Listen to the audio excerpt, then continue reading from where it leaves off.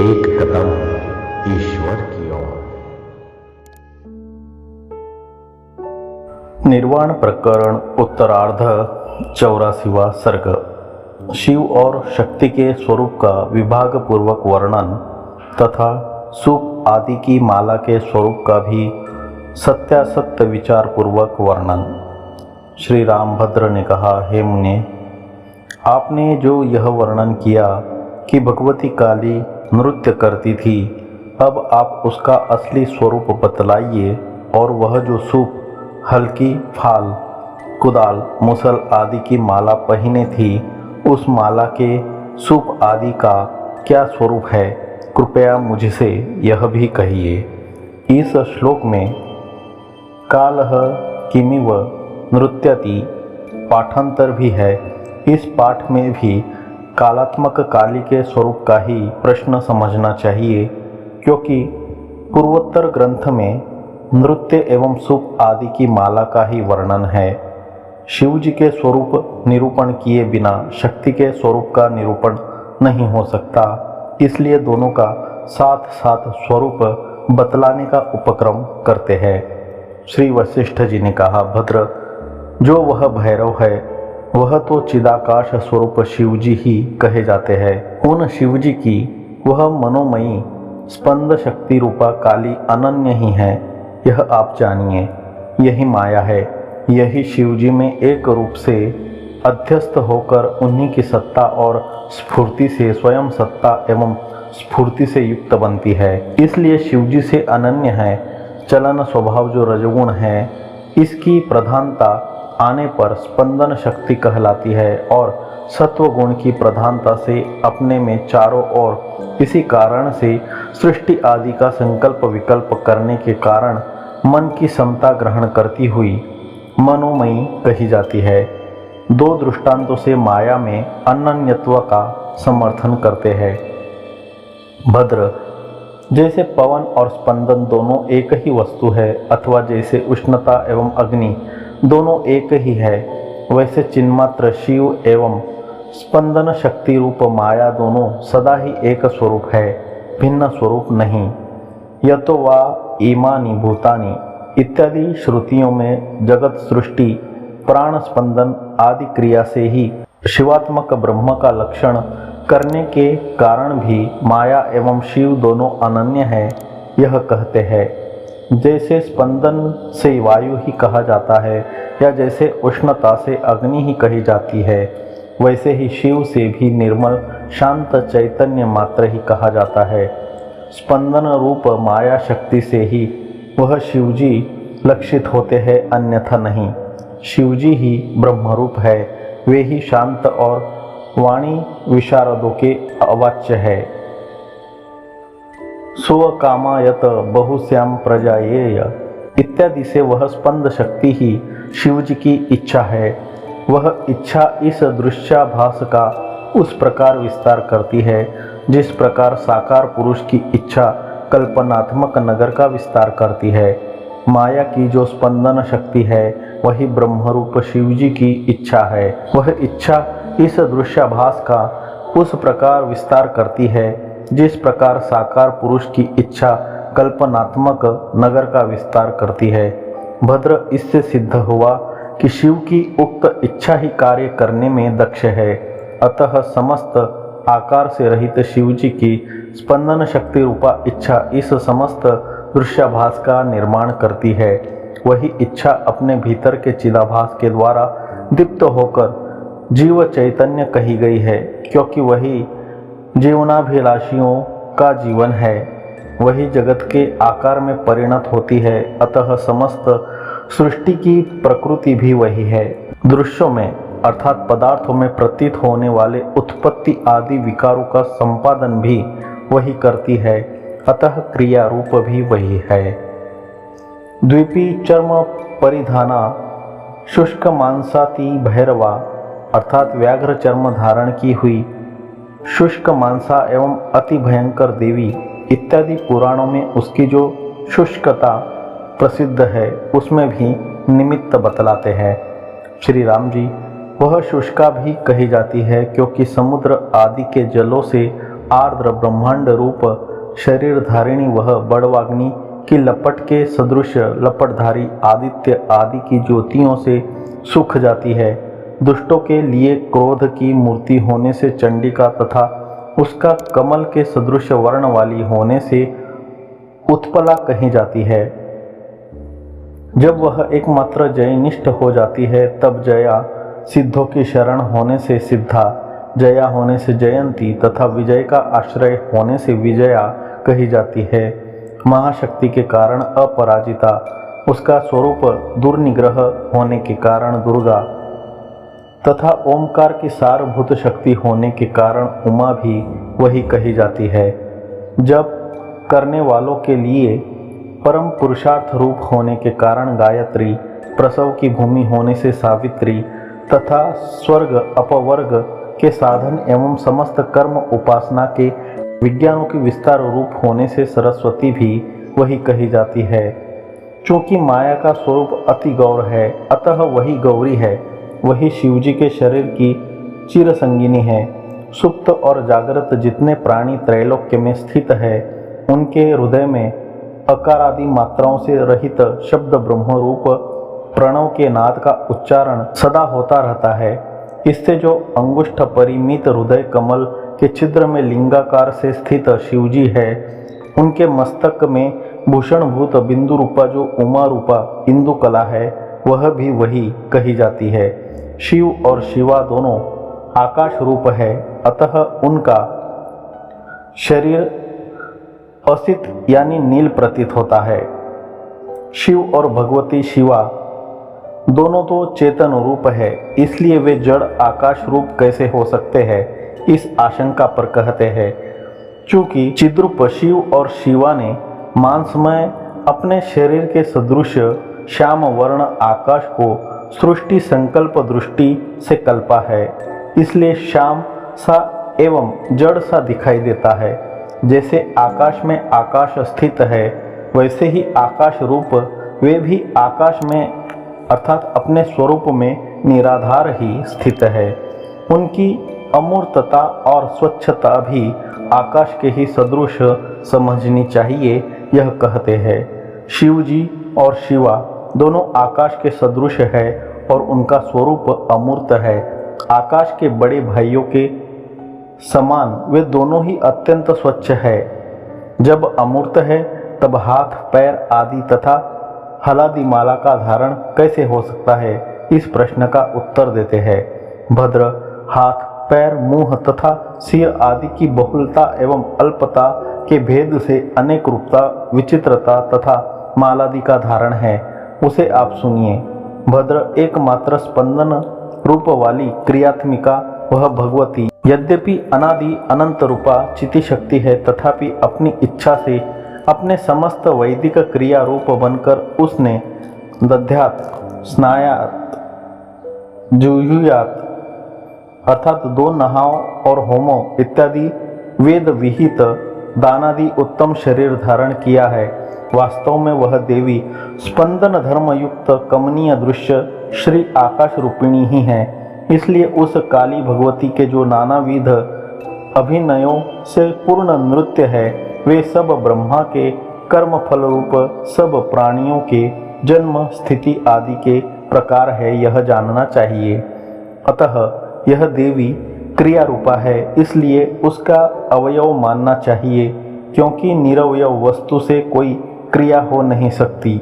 इस परिस्थिति में अपना ठीक स्वरूप निभाने के लिए ही कल्पित हाथ पैर आदि अवयव रूपा होकर अपने भीतर ग्राम नगर द्वीप मंडल आदि की मालाएं धारण करती है और उनसे स्पंदन करती है, यानी अपनी क्रिया रूपता प्रदर्शित करती है। काली शब्द की व्याख्या में भी उसकी एकमात्र क्रिया स्वभावता तथा ब्रह्मांड शरीर होने से समस्त लोकादि अवयवधारिणी होना भी सिद्ध हो जाता है, इस आशय से कहते हैं। भद्र यह काली है, तात्पर्य यह है कलगतों संख्या ने च इस धातु से काल और काली दोनों शब्दों का निर्माण हुआ है। वैयाकरण लोगों का कहना है कि कल धातु तो एक कामधेनु है, यानी कामधेनु से जो चाहे दुहा जा सकता है, वैसे ही कल धातु से जो भी अर्थ निकालना हो निकाला जा सकता है। इसलिए यह लाखों ब्रह्मांड रूप बीज कोशों की निर्माण कर्त्री है, धारण कर्त्री है और परिणाम आदि विकारों को प्राप्त भी कराती है। यो स्वयं क्रिया रूप होती हुई कमल लता के सदृश श्यामला भी बन गई है। इसीलिए अपने फूल आदि अवयव रूप इन पृथ्वी आदि दृश्य लक्ष्मी को हृदय में धारण करती है। यों जगत रूप अंगों को धारण करने पर भी उसकी असंग उदासीन चिद्रूप शिव स्वभावता होने के कारण वास्तव में निरवयवता ही है, यह कहते हैं। वास्तव में चिति रूपा वह देवी न तो कभी शब्दों से वर्णित हो सकती है और न उसके कोई अवयव ही है। भद्र, केवल यही आप जानिए कि वह शिव स्वरूप से अभिन्न होने के कारण विशुद्ध शिवात्मक ही है। अंगों के न रहते भी व्यपदेश होने में दृष्टांत देते हैं।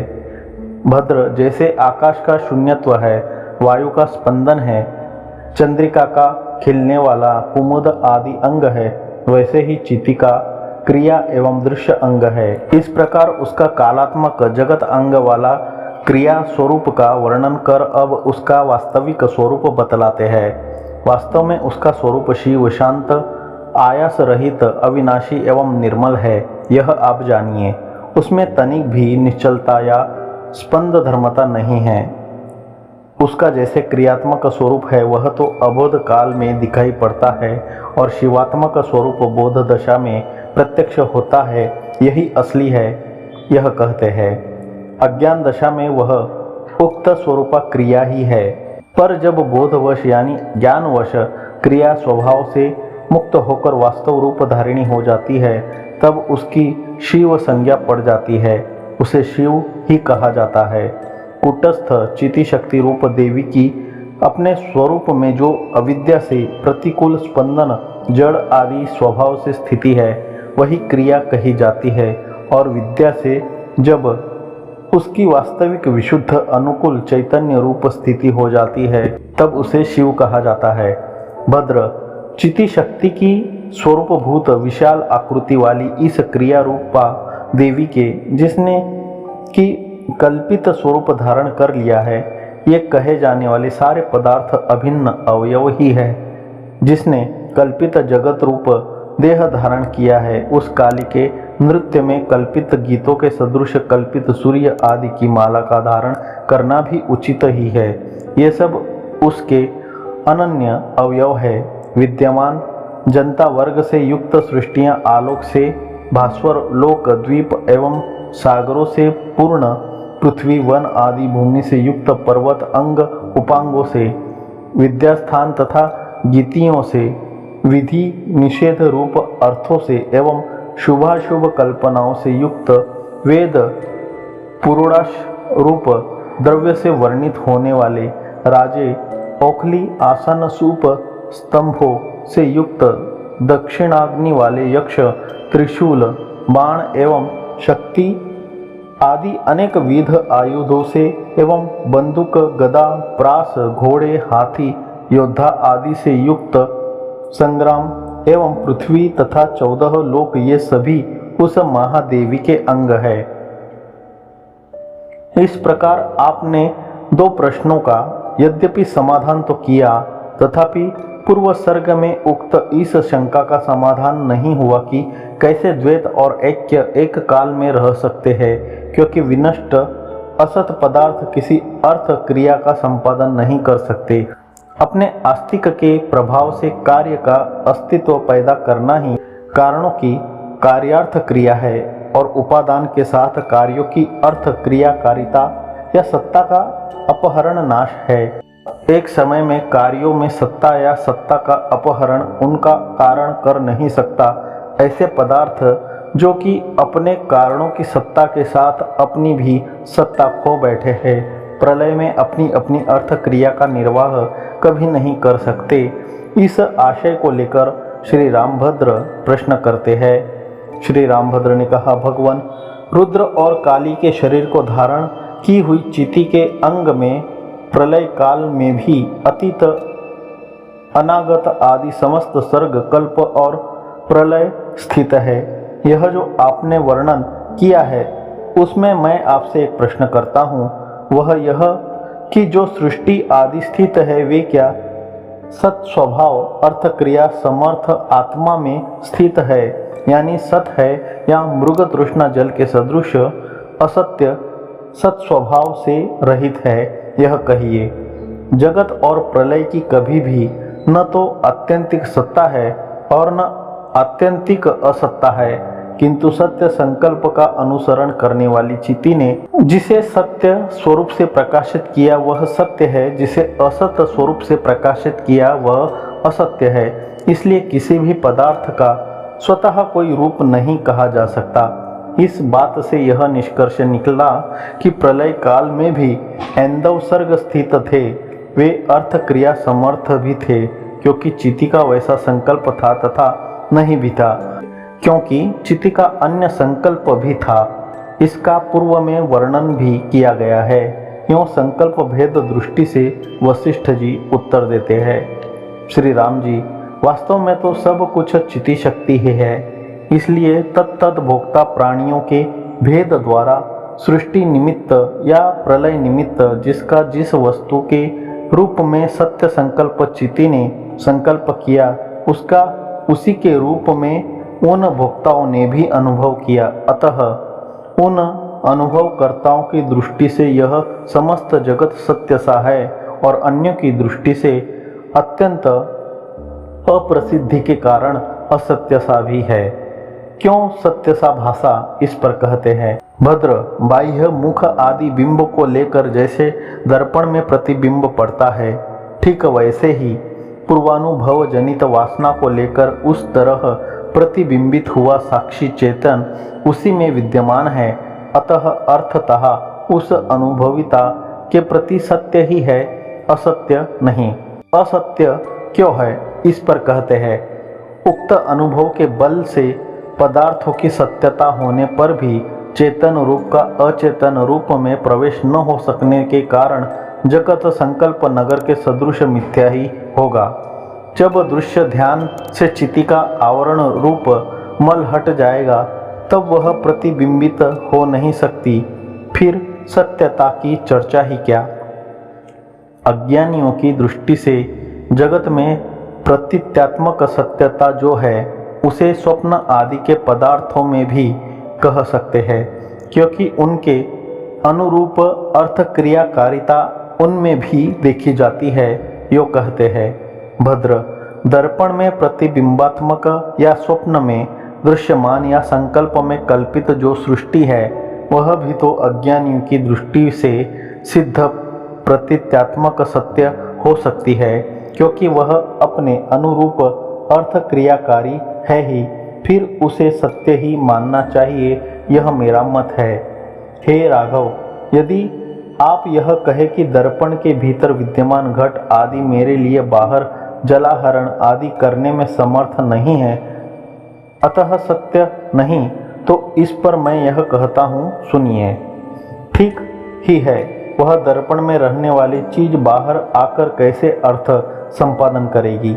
दूसरे स्थान में स्थित वस्तु दूसरे स्थान में कुछ अर्थ संपादन नहीं करती, इसलिए क्या उसे असत्य समझ लेना चाहिए।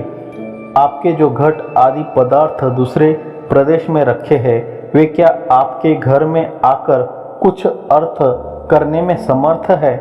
ऐसे सब पदार्थों की इस समय जैसे देशांतर में अर्थ क्रियाकारिता प्रसिद्ध है, ठीक वैसे ही दर्पण स्वप्न आदि में प्रतिबिंब आदि की भी अर्थ क्रियाकारिता है। जैसे देशांतर में स्थित गांव उसमें गए हुए पुरुष के लिए अर्थ क्रियाकारिता होता है, वैसे ही स्वप्न आदि के दृष्टा के रूप को प्राप्त हुए पुरुष के लिए स्वप्नादिक के समस्त भाव अर्थ क्रियाकारी होते ही है, क्योंकि यही अर्थ का निश्चय है। इसलिए तत्त अर्थ क्रिया को देखने वाले दृष्टा की दृष्टि से ही वह सत्य ठहरता है, दूसरे की दृष्टि से नहीं।